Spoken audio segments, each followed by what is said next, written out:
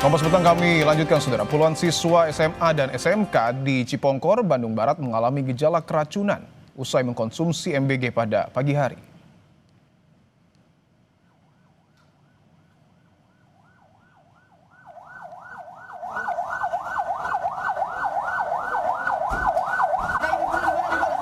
Sejak pukul 11 siang, para siswa dibawa dengan ambulans bersama guru dan orang tua ke GOR Cipongkor untuk penanganan darurat. Sebagian besar siswa mengalami demam, mual, muntah, dan nyeri ulu hati hebat. Tim medis yang bertugas memberikan penanganan cepat dengan memberikan air kelapa serta obat-obatan untuk meredakan gejala keracunan para murid.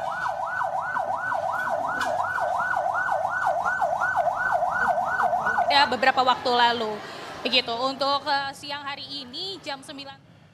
Menanggapi tragedi keracunan massal para murid dari makanan MBG, pakar hukum pidana menilai para penyalur makanan dan pihak yang memasok bahan makanan bisa dijerat pidana terkait unsur kelalaian. Selain pidana, para pengelola MBG juga bisa dijerat dengan Undang-Undang Kesehatan hingga Undang-Undang Perlindungan Konsumen terkait distribusi makanan yang tak sesuai standar kesehatan.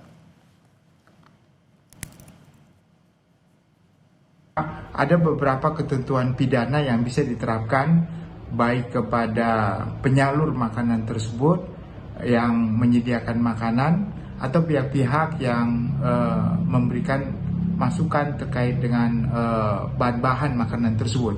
Pasal-pasal pemidanaan itu terkait dengan pasal 359 contohnya, yaitu kelalaian yang mengakibatkan matinya orang lain, dan juga bisa dengan pasal 360 kelalaian mengakibatkan luka berat. Ada juga Undang-Undang Kesehatan nomor 30 tahun 2009 pasal 190 yang mengatakan bahwa orang yang mengedarkan makanan yang tidak mempunyai standar pengedaran makanan yang benar juga dapat dipidana maksimum 10 tahun.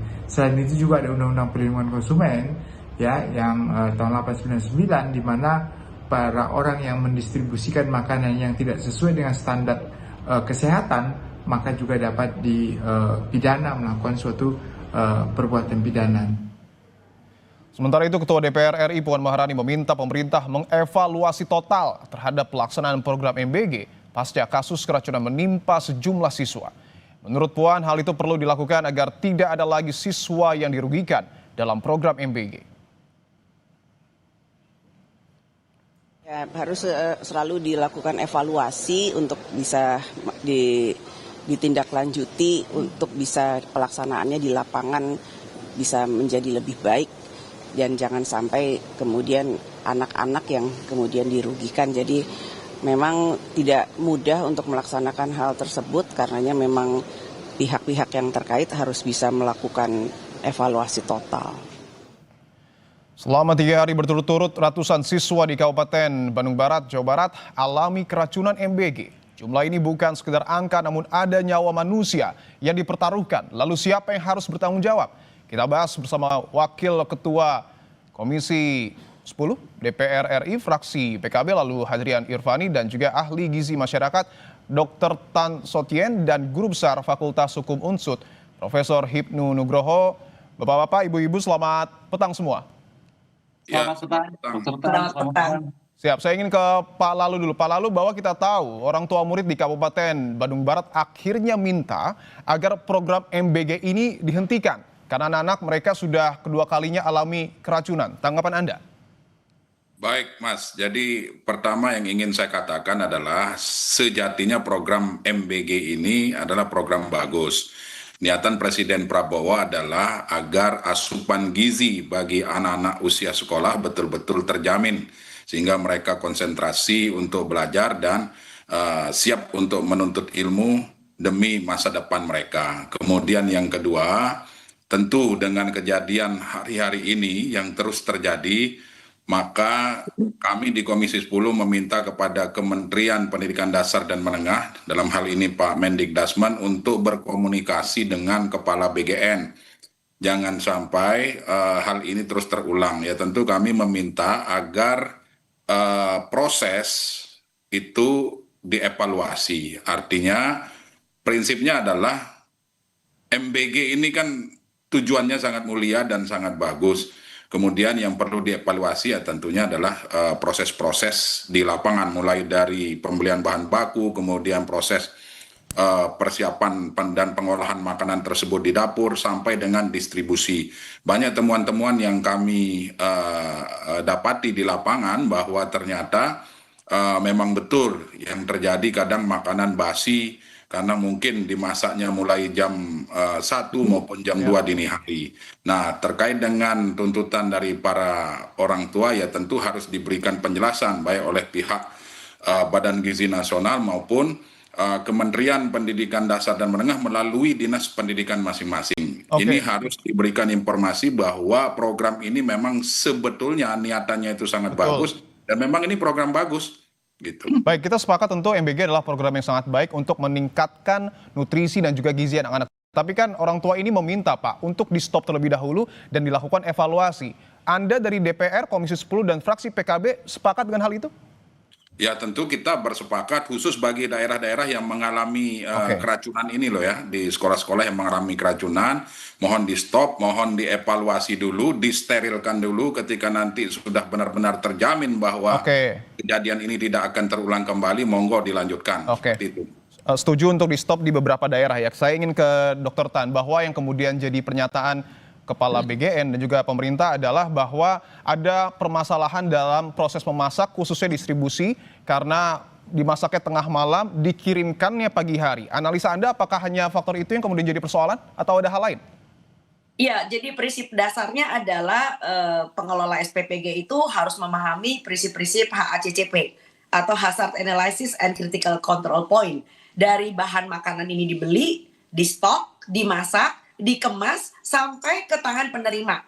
Jadi jalurnya ini kan panjang banget. Nah, itu gunanya kenapa audit keracunan ini harus kita jalankan supaya kita ketahuan ini yang disebut dengan kontaminasinya ada di mana. Saya melihatnya ini adalah suatu kontaminasi yang diduga karena keracunan ini bisa disebabkan oleh infeksi bakteri seperti misalnya Salmonella, E. coli, Clostridium, Bacillus aureus dan sebagainya. Jadi ini harus betul-betul diperhatikan karena kontaminasi bisa berasal dari orang yang melakukan kegiatan di SPPG itu atau dari bahan makanannya atau ketika bahan makanan ini dalam proses perjalanan atau ketika sedang diterima dan dimakan.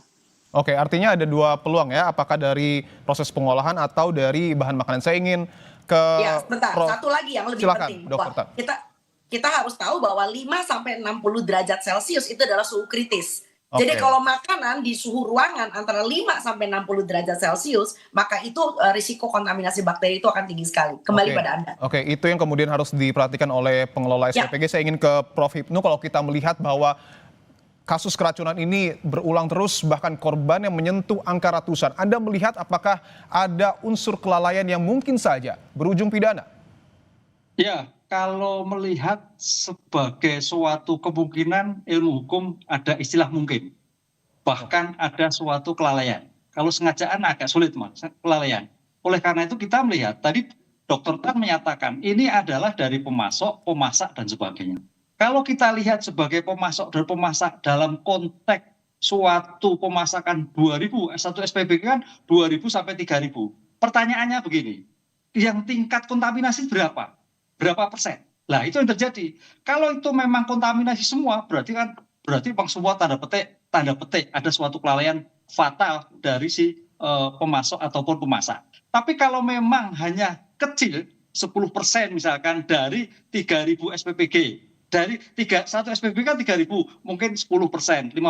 Inilah yang saya kira harus dikaji kualitasi sebagai bentuk substansi tadi kontaminasi Dr. Tan itu jenis kualifikasi racunnya seperti apa? Apakah memang karena bahan, karena pemasok, atau karena faktor sabotase? Karena dalam ilmu hukum mungkin aja kalau kita melihat seperti itu. Oleh karena itu kan ini merata, Mas. Dan ini unsur politiknya juga tinggi sekali. Dengan demikian saya kira pemerintah sudah sempat, polisi setempat harus menganalisis dari segi toksikologi jenis kualifikasi membahayakan atau tidak. Mau menjadikan suatu bahaya tidak. Ataukah memang ini sengaja atau tidak. Ini yang saya kira juga harus seirama dengan pemasak tapi juga mitigasi risiko terhadap keracunan yang bersangkutan. Kualifikasi racunnya seperti apa? Itu yang harus pelajari. Oke, bahwa polisi diminta untuk kemudian terlibat untuk mengetahui apa yang sesungguhnya terjadi. Saya ingin ke Pak Lalu, ketika Prof. Hipnu mengatakan bahwa mungkin saja ditarik ke ranah pidana, artinya ada proses hukum. Anda sepakat dengan hal itu, Pak Lalu? Ya, pertama tentu kita lihat substansi persoalannya, kemudian lokus atau tempat kejadiannya. Ya, saya pada prinsipnya sepakat kalau sekiranya hal tersebut memang dilakukan secara sengaja. Namun yang langkah-langkah yang dilakukan oleh Kementerian Pendidikan Dasar dan Menengah menurut laporan yang kami terima adalah kementerian sudah berkomunikasi dengan pihak BGN, kemudian memerintahkan kepada dinas pendidikan terkait untuk berkomunikasi dengan sekolah agar sekolah mengumpulkan seluruh wali murid melalui komite sekolah untuk dilakukan pertama sosialisasi, kemudian sosialisasi yang saya maksud adalah bahwa program ini akan terus dilanjutkan. Program ini merupakan program nasional, merupakan prioritas dari program Presiden Prabowo. Kemudian yang kedua terkait dengan kejadian keracunan ini ya tentu kami meminta pihak kementerian langsung menyampaikan kepada Dinas Pendidikan dan Sekolah agar sementara dilakukan penghentian dulu sampai betul-betul BGN mempersiapkan atau menjamin bahwa kejadian ini tidak akan terulang kembali. Seperti itu, Mas, karena jangan sampai tujuan yang mulia ini justru berakibat fatal yang akhirnya memunculkan korban dari siswa-siswi kita. Jangan sampai ada tagline makanan bergizi gratis menjadi makanan beracun gratis. Nah, ini yang harus kita hindari. Kan seperti itu. Itu yang kemudian harus kita hindari dan kita kawal. Saya ingin ke Dr. Tan, bahwa tadi sedikit banyak Anda sudah menjelaskan, tapi saya ingin tegaskan lagi, apakah kemudian makanan misalnya seperti nasi ataupun lauk ketika salah diolah itu bisa terkontaminasi atau menjadi racun? Ya, tentu saja, seperti misalnya nasi yang dihangatkan berulang, ya kita tahu. Lalu kemudian makanan yang kurang matang. Kita tahu bahwa yang direkrut oleh SPPG adalah orang-orang yang sebetulnya bukan graduate. Atau barangkali orang-orang yang tidak punya pengalaman untuk sekaligus bisa menyediakan makanan sekaligus 1.000 porsi, apalagi 3.000 porsi. Ya, itu yang pertama. Dan yang kedua, saya minta maaf bahwa istilah keracunan dalam toksikologi itu tidak sama dengan kontaminasi makanan oleh bakteri-bakteri, sehingga kita harus melihatnya dari sudut pandang epidemiologi. Dalam epidemiologi dan ilmu kesehatan, satu nyawa itu berharga. Jadi satu nyawa aja nggak boleh ada masalah, begitu loh ya. Jadi walaupun dikatakan bahwa kita menyediakan 10 juta porsi, kita nggak bisa ngebandingin 10 juta porsi makanan yang disajikan, lalu kemudian 400-nya terkontaminasi, kita nggak bisa mengecilkan 400 dibandingkan dengan sekian juta, nggak bisa. Karena dalam epidemiologi ini kita bicara tentang masalah kesehatan, ya. Jadi ini memang suatu masalah yang sangat krusial untuk bisa dipahami bahwa satu nyawa itu berharga. Kembali pada Anda. Baik, saya ingin ke Prof. Hipnu, apakah kemudian ketika misalnya kasus ini ditarik ke ranah hukum, bisakah melalui class action? Ya, saya kira ini saya mungkin kurang sependapat dengan Dr. Tan ya, karena makanya ini harus kita kaji dulu sebagai bentuk kontaminasi, sebagai racun itu kualifikasinya seperti apa. Ini yang saya kira Departemen Kesehatan harus bisa mengkualifikasi sehingga ini menjadikan rujukan kalau memang ada kelalaian. Karena namanya suatu kegiatan kelalaian itu pasti mungkin, apalagi kesengajaan. Mudah-mudahan tidak ada kesengajaan. Oleh karena itu penting sekali bahwa kualifikasi kontaminasi sebagai bahasa kesehatan dan bahasa hukum saya kira tentu harus dipersamakan persepsinya karena ini berkaibat terhadap orang. Yang kedua terkait dengan permasalahan apa tadi? Class action, Prof. Hipnu. Class action, sangat mungkin. Kalau class action itu kan hak masyarakat, Mas. Masyarakat bisa saja. Nggak bisa dituntut. Itu hak masyarakat, bisa dilakukan. Oleh karena itu saya kira ini memang perlu mitigasi tersebut bahwa tadi betul bahasa kontaminasi itu seperti apa, tingkat keracunan jenisnya apa. Jangan membuat racun, tapi kontaminasi seperti ini yang saya kira harus dikaji. Oleh karena itu Polri juga tidak boleh tinggal diam dengan konsep seperti ini karena faktor-faktor yang terjadi permasalahan itu juga ada faktor-faktor lingkungan dalam arti luas sehingga kadang-kadang ya kita tidak berpikir negatif. Dimungkinkan ada karena berbagai faktor kejadian itu seperti muncul ada kesengajaan atau kelalaian. Gitu. Oke, bahwa tadi Prof. Hipnu juga sudah menyinggung MBG ini adalah dalam tanda kutip program politis, betulkah ada sabotase di dalamnya? Kita akan bahas usai jeda, tetaplah di Kompas Petang. Kita lanjutkan dialog terkait dengan keracunan MBG yang terus berulang. Saya ingin ke Pak Lalu. Pak Lalu, bahwa tadi Prof. Hipnu menyebutkan mungkin saja ada sabotase dalam program MBG sehingga kasus keracunan ini sangat massal terjadi. Anda sepakat dengan hal itu? Ya, saya mohon izin Prof dalam posisi berhusnuzon dulu lah. Saya berbaik sangka dulu dengan program ini. Tapi yang namanya kemungkinan bisa saja, yang namanya orang iri, orang dengki dengan program-program yang baik ini ya tentu pasti ada lah, karena masing-masing kita kan memiliki pemikiran yang berbeda-beda. Tetapi yang ingin saya katakan pertama adalah tentu dengan kejadian-kejadian keracunan ini kami berharap BGN untuk melakukan evaluasi dan pembenahan di internal mereka.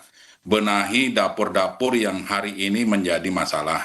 Kemudian yang kedua, mohon juga dilibatkan pihak-pihak terkait dalam hal ini, misalnya karena ini objeknya adalah sekolah, maka tentu akan berinteraksi dengan seluruh keluarga besar pendidikan yang ada di sekolah tersebut. Guru, kemudian dinas pendidikan, kemudian dalam hal ini kami juga meminta kepada mitra kami, Kementerian Pendidikan Dasar dan Menengah, untuk terus menjalin komunikasi dengan Badan Gizi Nasional. Kenapa ini kami lakukan? Karena perlu saya sampaikan juga bahwa anggaran BGN itu kan menggunakan anggaran pendidikan. 335 triliun yang akan dianggarkan di 2026 itu bersumber dari anggaran pendidikan yang jumlahnya 20% dari mandatory spending dari APBN. Seperti itu, Mas. Oke, saya ingin ke Dr. Tan bahwa bagaimana kemudian caranya agar kasus keracunan MBG ini tidak kembali terulang, Dok? Karena kita tahu juga sebenarnya di SPPG sudah ada ahli gizi. Langkah apa yang kemudian harus dilakukan? Ya, jadi yang paling penting adalah kita menelusuri dulu. Sebelum kita bicara tentang narasi sabotase, ada segala macam, ada orang yang pengen curangin. Telusuri dulu, ini penyebabnya dari mana kontaminasi ini. Sebab kalau kita pikirkan, kita pernah punya pengalaman di awal abad 20, ada orang bernama tukang masak, namanya Mary Malone. Dia juru masak untuk orang-orang kaya di New York City. Dan ternyata semua tempat yang pernah dia masakin itu menderita penyakit tipes ya. Setelah dicari sumber airnya nggak ada masalah ini, ternyata dia penyebar tipesnya ya. Kita pernah tahu bahwa dari kemarin ketika kita bicara bersama dengan wakil dari KPAI, ternyata ada dapur-dapur SPPG yang memang tidak menjalankan standar SOP tentang higienik. Jadi hygiene itu misalnya menggunakan topi, lalu kemudian mencuci tangan, menggunakan sarung tangan, menggunakan apron. Itu ada misalnya SPPG yang tidak melakukan itu. Jadi kita bisa mengatakan bahwa ini juga bisa jadi kontaminasi silang dari orang yang handling makanan itu sendiri. Jadi sekali lagi perlu ditelusuri sampai ujung pangkalnya. Jangan kita mengembangkan dulu cerita-cerita yang barangkali merupakan suspek dan menjadi suspense issue nantinya. Kembali pada Anda. Oke, saya ingin lanjutkan pernyataan Dr. Tan ke Prof. Hipnu bahwa berdasarkan pernyataan dari Bupati Bandung Barat mengatakan ada 85 SPPG atau dapur MBG yang belum memiliki sertifikat layak higienis dan sanitasi. Bisakah ini disebut sebagai sebuah kelalaian ketika SPPG sudah beroperasi? Ya, ini saya kira seperti Dr. Tan tadi, evaluasi total bahwa terkait dengan sertifikasi pemasak, sertifikasi pemasok, sertifikasi alat-alat yang digunakan itu harus steril. Saya kira ini yang harus ditelusuri. Jangan sampai hal-hal yang karena pelaku-pelaku pemasok tidak merupakan sertifikasi, ada orang usil. Maka tadi katakan kalau sabotase lalu berusil, usil karena kaitannya dengan kepribadiannya, usil karena kaitannya dengan tadi tempat dan sebagainya, sehingga menyebabkan keracunan. Sebab secara umum kalau keracunan berarti keracunan semua kan itu. Ini kenapa hanya 10%, ada 30, ada 400. Ini kan kemarin Kompas kan melihat itu ada beberapa titik-titik SPPG yang keracunan lah. Ini yang jadi problem juga. Oleh karena itu evaluasi total baru dikaji apakah ini memang ada faktor kelalaian ataukah ada faktor kesengajaan atau faktor usil. Karena apa? Kita melihat berbagai kasus di Indonesia itu tidak lepas masalah hukum. Masalah COVID aja. Masalah hukumnya banyak banget. Baik dugaan korupsi, penyakit dan sebagainya. Nah, ini juga demikian juga. Masalah terpenggelontoran anggaran besar. Kemudian di dalam pelaksanaan tidak bersertifikasi. Kemungkinan potensi itu ada. Oleh karena itu dalam hal hukum saya kira harus mengawal. Jangan sampai terjadi masalah COVID harusnya untuk menolong tapi juga permasalahan hukum muncul. Ini juga demikian juga. Itu Mas. Baik, saya ingin ke Pak Lalu, singkat saja Pak, mungkin apa tanggapan Anda terkait dengan ada puluhan SPPG ataupun dapur MBG yang sudah beroperasi padahal belum tersertifikasi? Ya, kami sangat menyayangkan ya, jangan sampai nanti hanya gara-gara mengejar target penerima MBG ini kemudian segala cara dihalalkan. Sebaiknya BGN kembali mengecek ulang bahwa dapur-dapur yang hari ini belum memiliki sertifikasi yang dimaksud tadi harus betul-betul dipastikan baru boleh beroperasi. Nah, ini sudah terbukti bahwa ternyata akibat dari kelalaian ataukah apa istilahnya itu, bahwa benar terjadi ada siswa-siswi kita yang hari ini keracunan. Nah, ini yang perlu harus dievaluasi. Kemudian menunya juga harus diperhatikan. Jadi yang namanya menu gizi itu kan kalau apa yang kami temui di lapangan, kami kan sering berkunjung ke sekolah-sekolah itu. Pada saat kami kunjungan, kemudian membuka rantang MBG itu ternyata jauh dari kata makanan bergizi. Masih banyak yang kita temukan, misalnya orek tempe cuman isinya 5 biji. Kemudian telur sepotong, atau kadang-kadang telur itu sepotong dipotong lagi jadi 7. Nah, ini kan sangat jauh dari harapan. Nah, oleh sebab itu saya berharap MBG evaluasi diri dan BGN, mohon maaf, BGN evaluasi diri, kemudian ajak bicara seluruh stakeholder pendidikan. Baik Pak Lalu. Saya ingin ke Dr. Tan, singkat saja Dokter, apakah kemudian SPPG yang belum tersertifikasi ini harus di stop atau seperti apa statement closing Anda?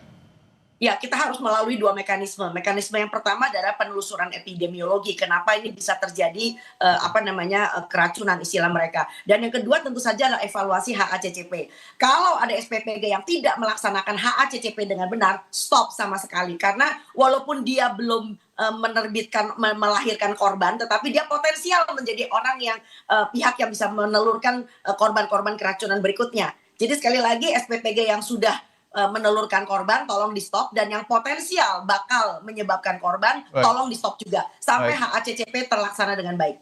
Baik, Prof. Ibnu, mungkin terakhir pernyataan penutup Anda, singkat saja Prof. Ya, karena ini ada korban, ada akibat hukum, saya kira proses hukum harus diselidiki sebagai bentuk pencegahan kemudian hari. Apakah ini karena kelalaian ataukah faktor usil?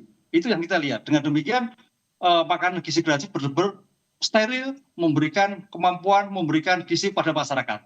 Dan sampai tercelah sedikit pun masalah hukum. Begitu, Mas. Oke, artinya kita harus sama-sama mengawasi hal ini agar tidak kembali terulang kasus keracunan MBG. Terima kasih Pak Lalu, Dr. Tan, dan juga Prof. Ibnu atas waktunya. Sehat-sehat selalu semua. Terima kasih.